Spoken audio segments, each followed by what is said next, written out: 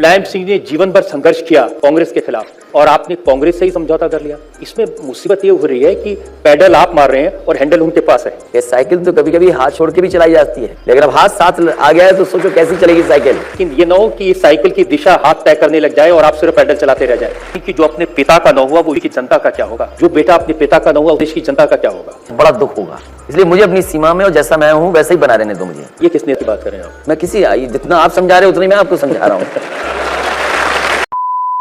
नमस्कार दोस्तों, आज के इस नए डिबेट वीडियो में आपका स्वागत है। दोस्तों, आज के डिबेट में आप समाजवादी पार्टी के नेता अखिलेश यादव साथ में इंडिया टीवी पत्रकार रजत शर्मा को आमने सामने देखने वाले हैं। दोस्तों, जैसे जैसे लोकसभा का चुनाव नजदीक आ रहा है वैसे वैसे ही सत्ता में दोबारा बैठने के लिए भारतीय जनता पार्टी अपनी पूरी एड़ी चोटी का जोर लगा रही है। सत्ता में बैठने के लिए बीजेपी इस समय किसी भी हद तक जाने को तैयार बैठी है। लेकिन यहाँ पर सबसे इंटरेस्टिंग बात यह है कि देश में मीडिया के कुछ गोदी पत्रकार भी बीजेपी के इस प्रोपोगेंडा में पूरी तरह से शामिल हो चुके हैं। आज के इस इंटरव्यू में भी आप अखिलेश यादव के सामने रजत शर्मा की चापलूसी साफ साफ देखेंगे। हालांकि अखिलेश ने पूरे इंटरव्यू के दौरान इनके हर एक गोदी सवालों का मुंह तोड़ जवाब दिया है। बाकी पूरा वीडियो आप खुद ही देखिए।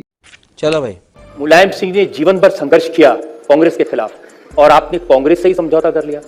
मैं समझता हूँ नेताजी भी कांग्रेस पार्टी के खिलाफ रहे, लेकिन आज तो दूसरे दल हैं जो इस समाज में जहर घोलना चाहते हैं। दूसरे दल के ऐसे लोग हैं जब भी मुंह खोलते हैं उनके नेता कोई न कोई ऐसी बात कहते हैं जिससे समाज में नुकसान हो जाए। तो आज तो वो ताकतें हैं, कम से कम उन ताकतों को रोकने के लिए ये गठबंधन किया है। जिससे गठबंधन किया, वो कह रहे थे कि 27 साल यूपी बेहाल और अब लोग कह रहे हैं कि अखिलेश ने कर दिया कांग्रेस को मालामाल। देखिए, अगर दोस्ती चली तो यही 27 साल बेहाल वाले होंगे कि 27 साल खुशहाल वाले। ये नारा बदल भी सकता है। अब सबके भाषण कांग्रेस और समाजवादी पार्टी पे हो गए। आप जिसका भी भाषण अब सुने पिछले 2-3 दिन से सभी केवल अलायंस को टारगेट कर रहे हैं।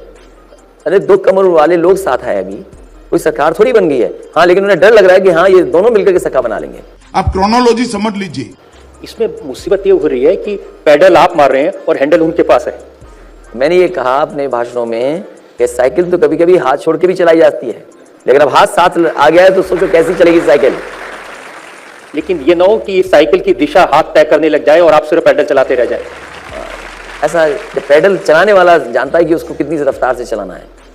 आपने जब अलायंस किया तो सुना कि प्रियंका गांधी से आपकी सीधे बात हो रही थी सीटों को लेकर के। ये तो अब तो मतलब नहीं उस बात का, अब तो अलायंस हो गया है। नहीं, मतलब तो है, पता तो चलना चाहिए कि किसकी चलती है वहां। मैं ये कह सकता हूँ देश को बचाने के लिए और देश को खुशहाली के रास्ते पे ले जाने के लिए, मान लीजिए एक्सप्रेस वे हम आगरा से लखनऊ तक बनाने में कामयाब हो गए।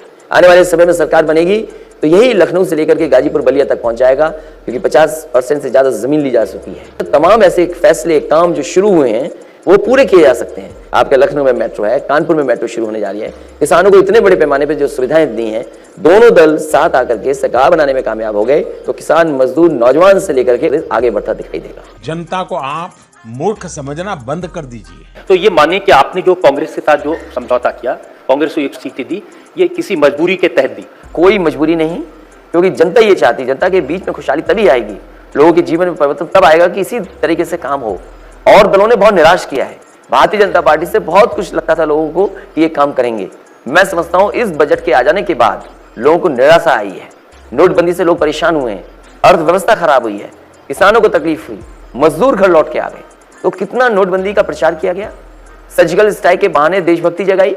कोई सर्जिकल स्ट्राइक पहली बार हुई क्या? फौज के लोग बताते हैं ऐसी सर्जिकल स्ट्राइक अक्सर हुआ करती है। दूसरी तरफ नोटबंदी से जो नुकसान हुआ है, मैं समझता हूं उसकी भरपाई जल्दी होने वाली नहीं है। वो लोग इस बार भारतीय जनता पार्टी के खिलाफ मतदान करने जा रहे हैं। व्यापारियों का नुकसान हुआ है, सब व्यापारी नाराज बैठा हुआ है इस पार्टी से। और फिर देश को क्या दिया है? कोई बड़ा काम किया हो तो बता दें। इस बजट में उत्तर प्रदेश को कुछ दिया हो तो बता दें। इतने मंत्री बने हुए प्रदेश से, इतने लोकसभा के सांसद हैं, इन्होंने जो आदर्श गांव बनाए उनकी हालत देख ली। आदर्श गांव की क्या हालत है? किसी भी स्तर पर कोई बड़ा फैसला जनहित में नहीं दिखाई दे। आपको लगता है कि बिल्कुल अब जीत पक्की है? आत्मविश्वास कुछ ज्यादा नहीं है? साले का खोपड़ी तोड़ साले का। देखिए, कॉन्फिडेंस होना जरूरी बात है। कि जो अपने पिता का न हुआ वो यूपी की जनता का क्या होगा, जो बेटा अपने पिता का न हुआ उत्तर प्रदेश की जनता का क्या होगा। देखिए, मैं किसी पे व्यक्तिगत आरोप नहीं लगाना चाहता हूँ, क्योंकि अगर मैंने किसी नेता पे लगा दिए तो उस नेता को बड़ा दुख होगा। इसलिए मुझे अपनी सीमा में और जैसा मैं हूँ वैसे ही बना रहने दो मुझे। लोगों ने, मैंने सुना है टीवी चैनल पे कहा है, उन लोगों को भी जवाब मिला है कि भाई अगर तुम किसी नेता के बारे में ऐसा कहते हो तो अपने नेता के बारे में भी थोड़ा सोच लो। ये किस नेता की बात कर रहे हैं आप? मैं किसी जितना आप समझा रहे हो उतनी मैं आपको समझा रहा हूं। आप देखिए ना, विरोधी दलों को कुछ बोलने को नहीं है उनके पास। वो क्या बोल रहे हैं वो विरोधी दल के लोग? उनके पास कुछ हो तो बताएं। हम तो कहते हैं बीजेपी की केंद्र सरकार है, ये बता दें कौन सा बड़ा काम किया उन्होंने। बहुत सारे इल्जाम आपकी सरकार पर लगे, आप खुद ही जिक्र कर रहे हैं कि विरोधी दल बार बार लॉ एंड ऑर्डर का सवाल उठाने, इसको लेकर के बहुत सारे सवाल मुझे पूछे। मैंने ये कहा कि जो लोग उठा रहे सवाल जरा अपनी धारा भी तो बता दें कि जनता को क्या क्या धारा उन पर लगी रही। तो मुस्लिम मतदाता हैं, उनसे बड़ी साफ साफ अपील की है कि अखिलेश को वोट मत देना, क्योंकि इनके घर में झगड़ा है, एक दूसरे को हराने में लगे हुए हैं। मैं ही आपका भला कर सकती हूँ। अरे झगड़ा हमारे यहाँ, तुम्हें क्या लेना देना? अगर तुम्हें कोई समर्थन नहीं दे रहा और आप अब झगड़े पे वोट लेना चाहते हो, हलवाई क्या? तो सोच लो सरकार किसकी बनने जा रही है। इसका मतलब मैं चाहता हूं कि एक्सप्रेस वे पे बहस हो, लोग मुझसे पूछें कि एक्सप्रेस वे से लाभ क्या होगा, मुझसे पूछें कि भाई ये शहर में जो ट्रैफिक है इसका स्थायी इंतजाम क्या हो सकता है, ये जो कूड़ा शहरों में है इसका स्थायी इंतजाम क्या हो सकता है।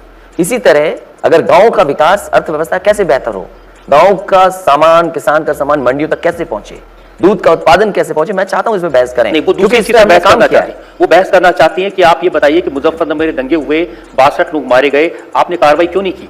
आखिरकार कौन लोग थे जिन्होंने किया? ऐसे लोग जो आज भी माहौल खराब करना चाहते हैं। कल ही उन्होंने कहा कि मेरे राज में एक भी दंगा नहीं हुआ, अखिलेश यादव के राज में 5 साल में 500 दंगे हुए। भाई वो अपनी बात क्यों कहेंगे खराब बात? ये तो आंकड़े आपको वहां से मंगाने चाहिए कि आखिरकार किसके में दंगे कितने हुए हैं। पूरे उत्तर प्रदेश में नहीं छिपा है कि दंगे उनकी सरकार में भी हुए हैं।